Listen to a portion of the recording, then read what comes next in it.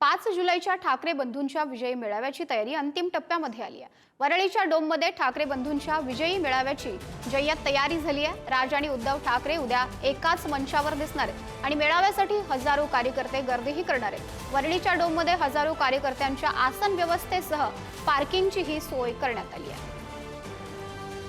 विजय मेळाव्यासाठी आता डोम सज्ज आहे असं आपल्याला म्हणावं लागेल। आपण डोमच्या आत आहोत आणि डोममध्ये म्हणजेच 5 तारखेला इथं विजयी मेळावा होणार आहे। खरं तर हा डोमचा परिसर आपण बघितलं तर इथं सिटिंग अरेंजमेंट आहे ते 10,000 पर्यंत आहेत, त्यामुळे लोक इकडे जमा होणार आहे। पहिल्यांदा बहुधा खऱ्या अर्थानं उद्धव ठाकरे आणि राज ठाकरे येणार आहेत। 20 वर्षांनंतर तब्बल ती गोष्ट घडणार, त्यामुळे आपण चित्र बघू शकतो। हे सगळे चित्र जे आहेत ते सगळे आपल्याला पाहायला मिळतात। आपण सिटिंग बघू शकतो तर डोमच्या सिटिंग्समध्ये 7 ते 10,000 लोक इकडे बसतील। जर ह्याचे लोक जास्त झाली तर बाहेर सुद्धा सिटिंग्स करण्यात आले, बाहेर सुद्धा 2-3 मंडप बांधण्यात येणार आहे, तिकडे सिटिंग्स करणार आहे, कारण लोकांना बसायला जिकडे जिकडे चेअर्स मिळतील तिकडे तिकडे बसवण्यात येणार आहे। खरं तर हा मराठी माणसाचा मेळावा आहे, हा मराठी माणसासाठीचा मेळावा आहे, त्यामुळे कुठल्याही राजकीय गोष्टी इथे होणार नाहीत असं दोन्ही म्हणजे मनसे अध्यक्षांनी सांगितलंय, त्यासोबतच उद्धव ठाकरेंनी सांगितलंय। एकंदर आज खऱ्या अर्थानं मनसे अध्यक्षांनी एक पत्रक देखील काढलं की या पत्रकात कोणीही झेंडा आणू नका, हा राजकीय कार्यक्रम नाही, हा मराठी माणसाचा विजयाचा कार्यक्रम आहे। खरं तर मंचावर आपण बघितलं तर उद्धव ठाकरे असतील,